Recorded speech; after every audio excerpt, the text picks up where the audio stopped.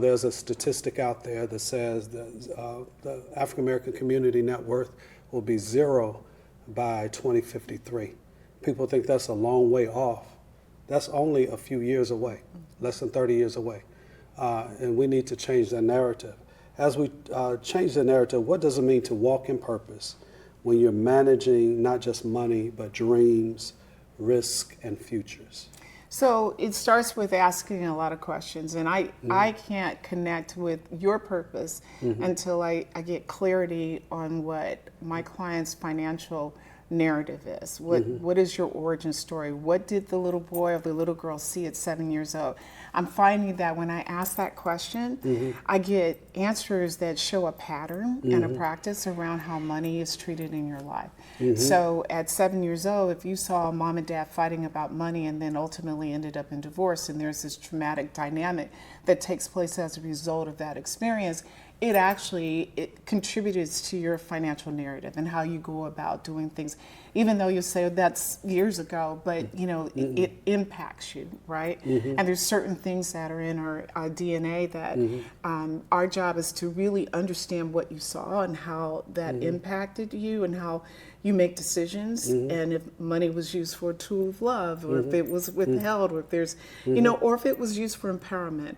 All of that helps us to put together a framework to be able to help clients navigate this aspect of their wealth story. And so when we understand that, we can be better support and provide filling in the gaps that may exist as to why you operate the way you do.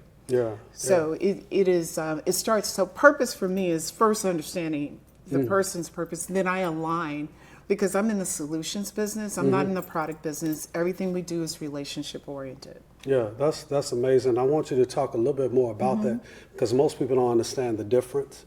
They think it's all one and the same. One of the couple of thoughts that came to mind, just to kind of be a bridge to the next question, out of what you just said, just to translate for people. There's a book that's called Emotional Healthy Spirituality. I'm not sure if you're familiar with it. No, by the author is Peter Scazzaro, and he says, you might have Jesus in your heart, but you got mama and daddy in your bones, right? And that translates to how we function around money. That little boy might have started out with a scarcity mentality, but learned abundance later. However, his triggers is around the scarcity. The young lady who understood mom's love, but how was it manifested? That's what I'm hearing you say.